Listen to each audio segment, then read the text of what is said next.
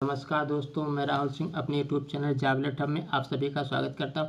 आज के इस वीडियो के माध्यम से हम लोग चर्चा करेंगे कलर के पद पर नौकरी पाने के लिए एक व्यक्ति ने कुछ पैसे घूस में दिए थे, तो नौकरी नहीं लगी और उसके बाद क्या क्या हुआ उसकी चर्चा हम इस वीडियो में करेंगे। ये मामला चंडीगढ़ का है। एक व्यक्ति कलर के पद पर नौकरी चाह रहा था, तो उसने अपने सगे संबंधियों से मिलकर किसी व्यक्ति को 52 लाख रुपए घूस में दे दिया। अब किसी कारणवश उनकी नौकरी नहीं लगी। अब वो 52 लाख रुपए भी उसके गमन कर गया। अब पैसा देने वाला ये मामला लेकर पुलिस थाने पर गया। वहाँ एफआईआर दर्ज हुई। आरोपी व्यक्ति गिरफ्तार भी हो गया और उसे कोर्ट लाया गया। कोर्ट में आरोपी व्यक्ति ने ये कहा कि ठीक सर, हमने इनसे पैसे लिए, नौकरी के लिए नहीं दिला पाए, खर्च भी हो गए पैसे, अब हमारे पास पैसे हैं नहीं देने के लिए, लेकिन हम तो दोषी है ही हैं, हमको भी सज़ा जो देना हो दे दीजिए। लेकिन उतना दोषी तो ये भी व्यक्ति है। ये भी तो अवैध तरीके से नौकरी पाना चाह रहे थे, बिना पेपर दिए, बिना किसी एजुकेशनल क्वालिफिकेशन के, सब डिग्रियां फर्जी होने पर नौकरी चाह रहे थे, तो ये भी तो उतने ही दोषी हुए। तो हाईकोर्ट ने इस बात को संज्ञान लिया और आरोपित व्यक्ति को जमानत दे दी, जो 52 लाख रुपए गबन कर गया था। तो उसी की चर्चा हम करेंगे इस वीडियो में। आइए पहले हम देखते हैं पेपर में क्या लिखा है, हम आपको बताते हैं। नौकरी के लिए रिश्वत देने वाला भी कम कसूरवार नहीं, ये हाईकोर्ट ने कहा है। यानी कि आप अगर जो घूस दे रहे हैं तो आप भी कसूरवार हैं और आपको भी जेल होगी। ऐसा नहीं है कि आप घूस दे रहे हैं तो नहीं, आप बहुत साख पाक हैं, घूस लेने वाला ही दोषी है। तो आइए आगे देखिए। 52 लाख रुपए की रिश्वत लेने वाले आरोपित को दी जमानत।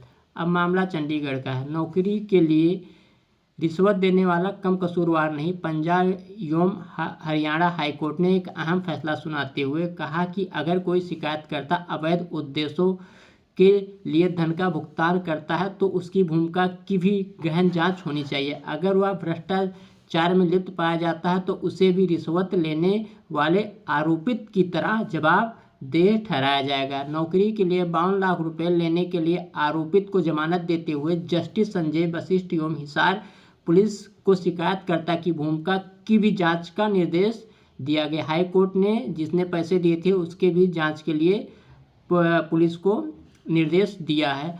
मामला फरवरी 2024 में दर्ज एफआईआर से जुड़ा है, जिसमें शिकायतकर्ता संदीप ने आरोप लगाया कि उसे विधि एवं न्याय मंत्रालय में चपरासी या क्लर्क पाने के लिए गौरव यादव व अन्य को 52 लाख रुपए भुगतान किया। अदालत में जांच में कमी की ओर इशारा करते हुए कहा, पुलिस ने केवल आरोपित के खिलाफ एफआईआर दर्ज की, जबकि शिकायतकर्ता के कार्यों की कोई जांच नहीं की। जस्टिस वशिष्ठ ने एफआईआर में दर्ज तथ्यों को पढ़ते हुए यह स्पष्ट होता है कि शिकायतकर्ता ने अवैध तरीके से नौकरी पाने के लिए पैसे दिए थे, लेकिन पुलिस ने एक तरफा कार्रवाई करते हुए केवल आरोपित के खिलाफ मामला दर्ज किया। शिकायतकर्ता की भूमिका पर कोई टिप्पणी नहीं की। अदालत ने हिसार के पुलिस अधीक्षक एसपी को निर्देश दिया कि वो शिकायतकर्ता की भूमिका की संपूर्ण जांच करें और 2 महीने के भीतर रिपोर्ट सौंपे। कोर्ट ने कहा कि यदि शिकायतकर्ता ने यह भी कोई अपराध किया तो उसके खिलाफ कानूनी कार्रवाई की जाए।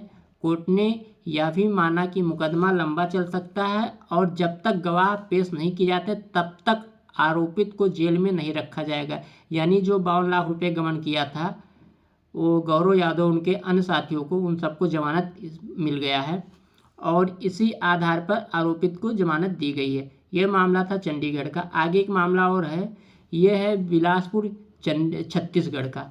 यहाँ भी हाईकोर्ट ने कैश फॉर जॉब मामले में ऐतिहासिक फैसला सुनाते हुए यह स्पष्ट कर दिया कि नौकरी पाने के लिए रिश्वत देना भी अपराध है। चीफ जस्टिस रमेश सिन्हा और जस्टिस रविंद्र अग्रवाल की डिवीजन बेंच ने इस मामले में कड़ा रुख अपनाते हुए हाई कोर्ट के रजिस्ट्रार जनरल को शिकायतकर्ता के खिलाफ भी आपराधिक मुकदमा दर्ज कराने के निर्देश दिए हैं। मामला की सुनवाई के दौरान हाईकोर्ट ने टिप्पणी की कि कई चेतावनियों के बावजूद लोग न्यायिक संस्थानों में नौकरी पाने के लिए दलालों के झांसे में आ रहे हैं। अदालत ने आरोपित को जमानत देने से इनकार कर दिया, जिस पर भारतीय दंड संहिता आईपीसी की धारा 420 और 34 के तहत मामला दर्ज है। आरोपित ने शिकायतकर्ता से 5,15,000 रुपये लेकर उसे और उसके दोस्त को हाई कोर्ट में नौकरी दिलाने का झूठा वादा किया था। बाद में जब शिकायतकर्ता को पता चला कि ऐसी कोई नौकरी नहीं, तो उसने शिकायत दर्ज कराई। अब जान लीजिए कि हाई कोर्ट एक अभिलेखीय न्यायालय है, उसका दिया हुआ फैसला पूरे भारत में लागू होगा। यानी कि अब ये मामला कहीं भी रहेगा पूरे भारत के किसी भी राज्य में, तो इसी आधार पर आरोपी को तो सज़ा होगी, जो पैसा दे रहा उसको भी सज़ा होगा। तो अब ये जो था कि अगर जो आप पैसा दे भी रहे हैं नौकरी के लिए किसी को 2, 4, 10 लाख 15 लाख, तो कृपया करके पुलिस के पास मत जाइएगा, नहीं तो गिरफ्तार तो आप भी हो जाएंगे।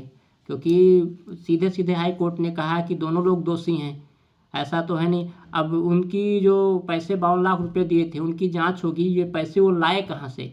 अगर जो अवैध तरीके से पैसे लाए होंगे तो उनके ऊपर मनी लॉन्ड्रिंग का भी केस चल सकता है, तो अच्छा खासा फंस गए। ये तो एक बार जमानत तो ये तो छूट भी सकता है कि सर गलती हो गई, माफ़ी मांग लेगा, उनकी तो लंका लग गई। तो इसीलिए साविनय निवेदन है आप लोगों से जो घूस देकर नौकरी ले रहे हैं कि पैसा डूब जाए तो तभी पुलिस के पास मत जाइएगा, और मार पीट करके तो ले नहीं पाएंगे क्योंकि वो भी शिकायत कर देगा तो आप भी चले जाएंगे। तो इसीलिए अच्छा यही रहेगा कि पढ़ाई करके नौकरी लीजिए, घूस पे भरोसा मत करिए, और इसी तरीके से सही सटीक और विश्वसनीय जानकारी पाने के लिए नौकरी से संबंधित हमारे चैनल को लाइक शेयर सब्सक्राइब जरूर करें। धन्यवाद, नमस्कार।